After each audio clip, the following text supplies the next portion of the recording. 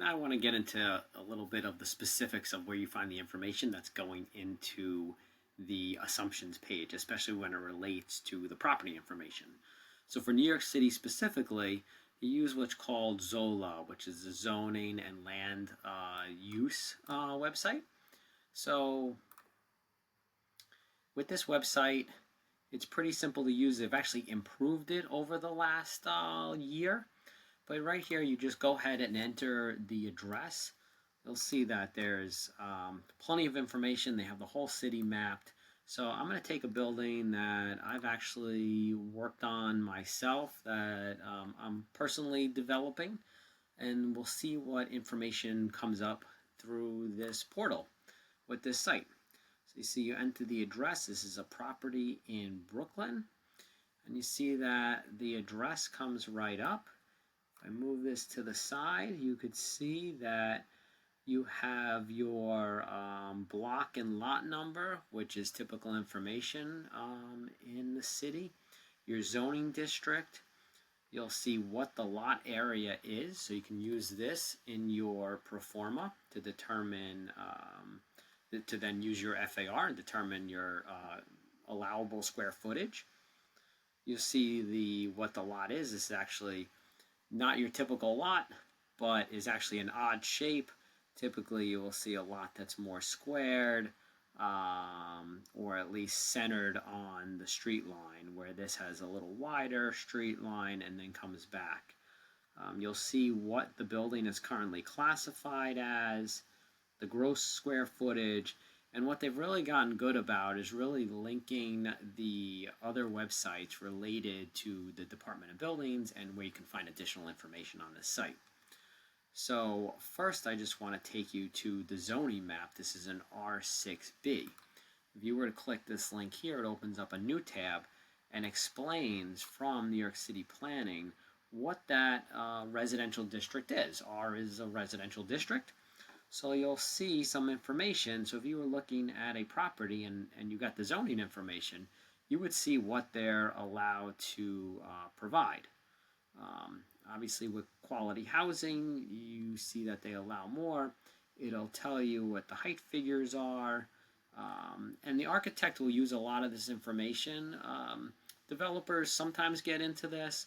A lot of times they'll rely on an architect to figure out what all these restrictions mean. But the most important thing is usually the FAR. Here it's 2.0, and higher for participating in inclusionary housing programs or provide certain senior facilities. So that's always important information to look up, because if you could increase your FAR, similar to the community center in the model, if you're providing a community center and your FAR can increase, it's just increasing the square footage of your property that you're allowed to build. So here you show the max FAR, what the required parking may be, what your height is, your lot area, your rear yard setback needs to be. And this is really a good tool and good website to understand what the zoning allows and if there's any nuances to your site where you can improve the zoning. So that's right from the ZoLa. You'll also see your tax map here that just shows your information regarding your taxes. I won't get too much into that because usually you can find that from a listing already. But again, it's just good information to have. It provides, again, building information, living area, your assessment, and here, your taxable bill for the last year at $8,300. So you can use that as your basis for your tax, and you can see where it's been going, and then you project out your future years, what your residential tax is going to be. You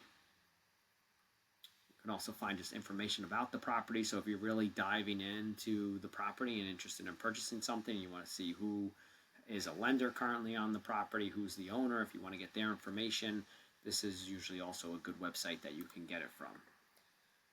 If we go down further, we see building info. The BIS website is a Department of Buildings website.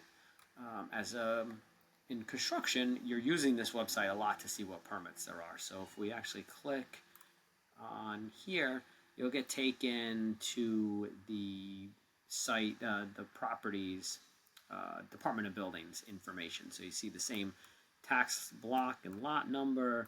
But you can also look, you can view what the certificate of occupancy currently is, and I guess for this building there is none because it was an older building and they were not always provided a certificate of occupancy, which will change now that we are building a new ground up. If you wanted to look at an existing building, you're concerned about what's on the records, you could see if there's ever a stop work order of an existing construction site where they were stopped by the Department of Buildings because something went wrong. You'll see that usually flagged in red here. You can see what violations they have.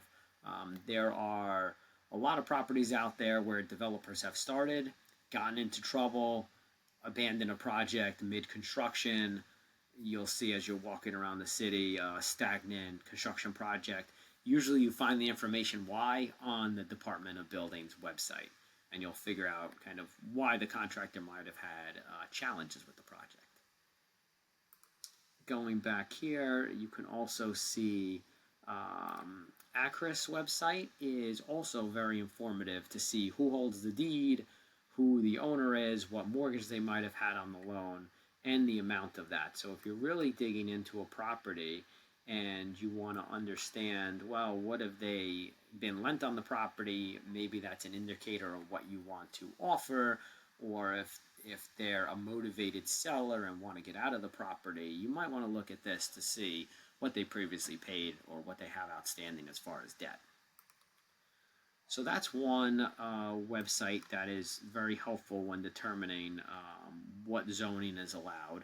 I want to take you to also an offering memo here.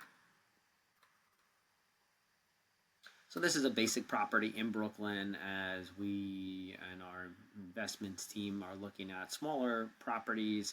This is actually an existing building in Brooklyn, but you'll see this is prepared by a brokerage company.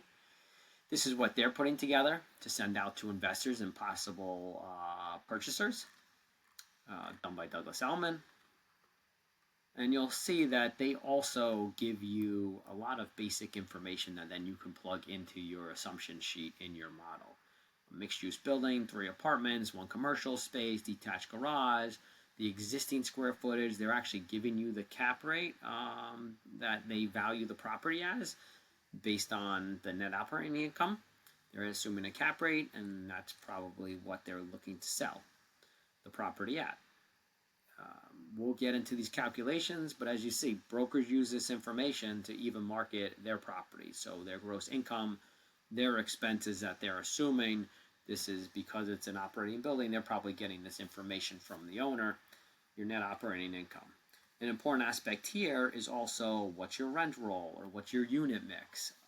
That's what apartments are for sale. This is the 7 apartments that they have, 3 garage spots, the 3 residential, the 1 commercial, the size of them, the projected gross income, the annual rent, and you can really see now how they're getting to their income amount. And in our pro forma, we're going to use this information to build out what our income will be as well. The assumptions tab that we looked at made an assumption for the amount of units, an average square foot, and an average price per square foot that we would charge rent. But if you really want to get detailed, and if you're far enough planning, or if it's a small enough project, you might say, I'm building a 5-unit condo building on this piece of land in Brooklyn, and I know I'm going to get 1 bedrooms on the lower floor and 2 bedroom on the upper floor because I know it'll demand more, and you can actually put together a unit mix pretty simple to this and determine your actual or your projected income. So you see they have their asking price and then back to the property information. So you could do your analysis. They're giving you the zoning, the FAR, occupancy, and quick layouts of what the floors look like. Now, if you were doing a ground up, you might do these quick layouts yourself and just say, what can I fit in here? This seems like this is a 2-bedroom apartment with a living area and dining room. Or you may be looking at this property saying, I could fit another bedroom here. I don't need that living room. I'm going to open up this area and make it a living kitchen, dining area, and really improve the rents on this piece of property. So that's what you would usually get from a broker. They're going to describe the area, what's around the area, the property itself. And if you were putting this together for your investment teams, they would want to see something similar. That way you can market this property to your own investors and really get them to buy into your vision for it. I want to take a look at one more document. This is actually a zoning document prepared by an architect. So yet another way to determine what can be built on a piece of land. So this was prepared by an architect, and you see that they have the property here. Not a large property, but they have their rear setback, the footprint of your building, only a, 22-foot wide site, so pretty small. Looks like 100-foot deep lot. So you're not getting a large property here, but you'll see what's to your right and left are your neighbors. And then what the architect has done is interpreted the R6B zoning, used the lot square footage, and from the zoning, your lot coverage ratio, your FAR, and how much square footage you can actually build on this piece of property. So in the end, they look like they need a total of 3 spots. There's some reason why 5 spots or less being waived, so they do not need to provide parking.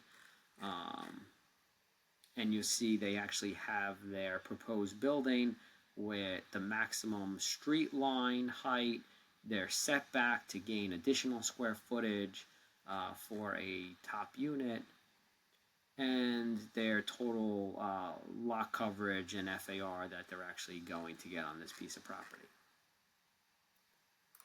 So it's just another tool in helping you put together your assumptions on the property and determining what you can build and how to then model it in the ProForma.